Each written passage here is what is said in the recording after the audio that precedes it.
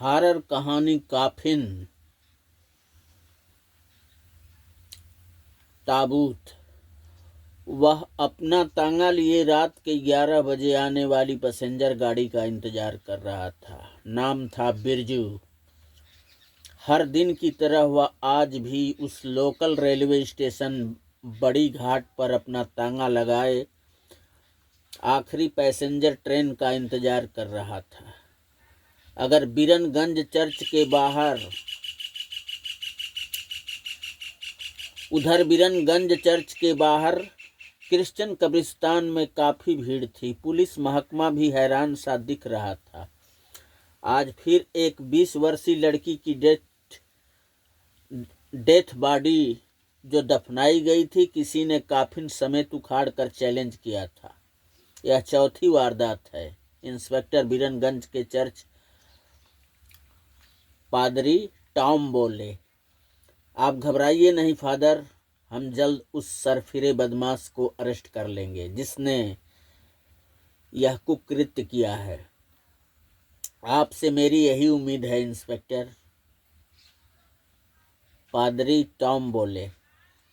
और इंस्पेक्टर ने कहा, इस समय 10 बज रहे हैं। हमें भीरूपुर लोकल रेलवे स्टेशन पर पता करना चाहिए।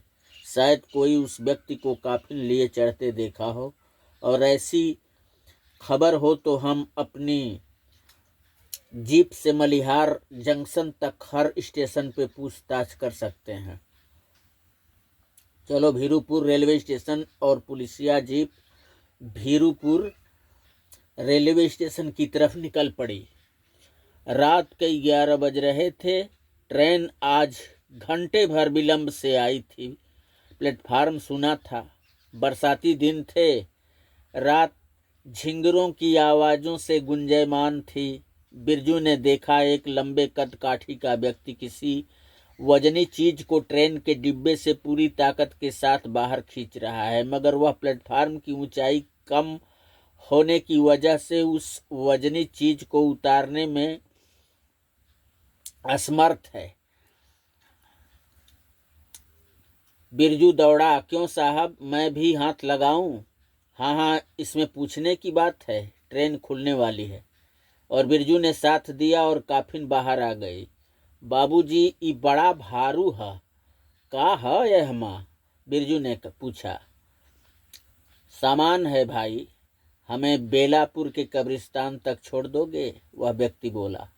हाँ, हमारा काम क्या है बाबूजी? चलो सरकार, आपको छोड़ देते हैं, बिरजू ने कहा। चलो तांगे तक ले चलते हैं। जी सरकार। बिरजू वो काफिन उस व्यक्ति के साथ अभी तांगे के ऊपर चढ़ा ही रहा था कि कोई चमकती तार सी जैसी वस्तु ऊपर से आई और काफिन में समा गई। फिर तो लकड़ी की बनी उस काफिन में जैसे जान आ गई हो। काफिन उनके हाथों से निकल जाने के लिए जोर लगाने लगी थी। सरकार, का लिए हो एह माँ? कहीं कोई गड़बड़ घोटाला तो नहीं? मेरा मतलब हो लाश वास? बिरजू के इतना कहते ही उस व्यक्ति को जैसे सांप सूंघ गया हो। वह हड़बड़ाता हुआ बोला, नहीं, ऐसा कुछ नहीं है। व्यक्ति बोला, तो फिर का है सरकार? ऐसा होते हमने कब्बो ना देखा। ये तो अपने आप ही काफिन हिलने लगी है, ताबूत हिलने लगी है। अरे भाई, आधी रात का समय है, सुनसान रास्ते की कोई बदरू इस ताबूत पर अपना कब्जा जमाना चाहिए होगी, और ऐसा हो गया होगा। बस ऐसा कुछ नहीं है। ठीक है सरकार, चलो तांगे पर हल्दी रखो अपना ताबूत को। और तांगे पर काफिन रख दी गई और दोनों बैठे। तांगा दौड़ने लगा। उस सुनसान रात को केवल घोड़े के टापों की आवाज चीर रही थी। और कितनी दूर है बेलापुर का कब्रिस्तान? व्यक्ति ने पूछा।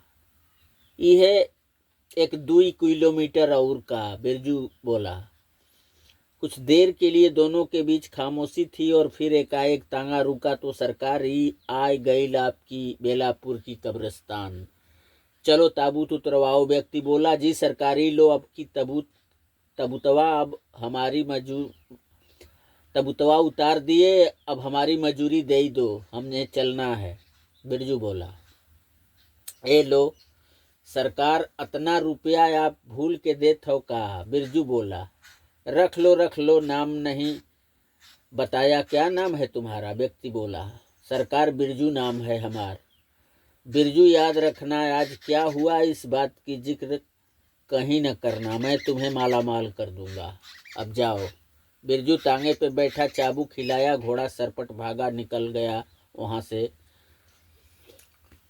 इधर यह व्यक्ति ताबूत को घसीटते हुए बेलापुर के उस सुनसान कब्रिस्तान में ले गया। ताबूत खोला, ताबूत में एक 19-20 साल की एक खूबसूरत क्रिश्चियन लड़की थी।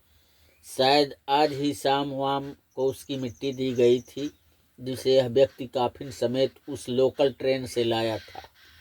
वह व्यक्ति अपने ढके चेहरे से वो जालीदार नकाब हटाया, फिर उसने उस लड़की को निर्वस्त्र किया और अपने झोले से वो बोतल वाला पानी निकाला, उसे शुद्ध करने का मंत्र बोला। दिवांगताए जाल में तू फंस जा हर हाल में, एक अग्नि सी जला दे तू, मैं हूं तेरे ख्याल में। दिवांगताए जाल में तू फंस जा हर हाल में, एक अग्नि सी जला दे तू, मैं हूं तेरे ख्याल में। इतना मंत्र बोलते ही बेलापुर के कब्रिस्तान में एक धूल भरा हुआ चक्र उठ पड़ा, जैसे कब्रिस्तान कह रहा हो, बोल तू क्या चाहता है।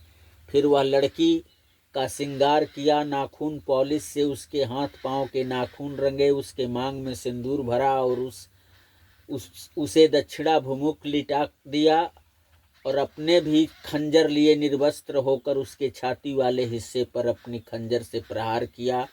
खंजर घुसते ही एक अजीब भयावह सी आवाज सुनाई पड़ी, जो उस सुनसान कब्रिस्तान के सन्नाटे को चीर गई थी। अब वह व्यक्ति लड़की की छाती पर बैठ गया और वह बार बार यह मंत्र बोल रहा था। यह सब सौ साधना का ही स्वरूप लग रहा था। दिवंगताए जाल में तू फंस जा हर हाल में, एक अग्नि सी जला दे तू, मैं हूं तेरे ख्याल में। ये मंत्र का जप उसे 108 बार करना था। वह करता गया, मगर नियत जबकि जवाब देने लगी थी, मगर नियत उसकी जवाब देने लगी थी। ईमान डगमगाने लगा था। कहते हैं साधना में योग का सबसे बड़ा महत्व होता है। अगर योग फिसला, नियत डगमगाई, तो बड़े से बड़ा साधक अपनी वर्षों की अर्जित की गई शक्तियां क्षण भर में गवा सकता है। और उसके साथ ऐसा ही हुआ। वह गोरी संगमरमरी चढ़मड़ी को निहारने लगा, जुबान लड़खड़ाने लगी, मंत्र की लय टूटने लगी, उसकी सांसें तेज हो चली थी और यह सौ साधना करने वाला साधक वासना के जाल में फंसता गया। वह उस क्रिश्चियन मृत लड़की के जांघों को मोड़ देकर अपने कंधे पर लगाया और उसके उन्नत उरोजों को जोर से पकड़ते हुए पील पड़ा और रौंदने लगा। उसे इस क्षणिक आवेश में सब कुछ लूट गया उसका। मृत लड़की के सर की तरफ रखा दीप लहराने लगा और ऊपर से एक तार सी जैसी कोई चमकती वस्तु आई और लड़की के मृत जिस्म में समा गई। लड़की ने आंखें खोल दी, उसके मुंह के जबड़े फैलने लगे और नुकीले लंबे दांत बाहर को आ गए। हाथों के नाखून वृक्ष की तरह लंबे घुमावदार मोटे उभर आए, मगर वह था कि उसे रौंदे जा रहा था। कहते हैं हवस आदमी को अंधा बना देती है। खौफनाक डायन का रूप अख्तियार किए वह लड़की उसे झटका दी, वह दूर गिरा। अब वह डायन अपने वृक्ष जैसे नाखून वाले पंजे का भरपूर वार उसके छाती पर की। उस व्यक्ति के मुख से एक भयानक चीख निकली और उस सुनसान वीराने में गुम हो गई। वह छटपटाता चीखता रहा और वह खौफनाक डायन उसका रक्तपान करती रही। मारे यंत्रणा के उस व्यक्ति की जिह्वा बाहर को निकल आई थी, आंखें फट चुकी थीं। सुबह का अजान हो रहा था। वह बदात्मा उस लड़की के शरीर को झकझोरने लगी और वह तार की तार सी चमकती वस्तु बाहर निकली और फिजा में गुम हो गई।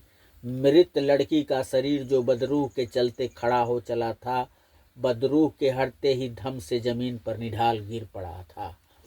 तभी पता लगाते हुए बिरजू के साथ पुलिस वाले बेलापुर कब्रिस्तान आ चुके थे। काफिन के साथ उस क्रिश्चियन मृत लड़की का शरीर बरामद हो चुका था और साथ में उस चर्च वाले कब्रिस्तान से गायब और 3 लड़कियों का भी जिस्म काफिन के साथ वहीं बेलापुर कब्रिस्तान से ही मिला था। मृत व्यक्ति के वोटर आईडी से पता चला उसका नाम राघव था। वह तांत्रिक विद्या सीखने के चक्कर में अपनी ज़िंदगी गंवा बैठा था। कैसी लगी आप लोगों को एक हॉरर कहानी काफिन? आप इसे हमें लाइक, सब्सक्राइब, कमेंट के माध्यम से बताएं और मेरे चैनल जयजाक भुक्ति हिस्टोरियल स्टोरी को प्रोत्साहन दें ताकि हम ऐसी ही और कहानियाँ आप लोगों के समक्ष लाता रहूं। नमस्ते।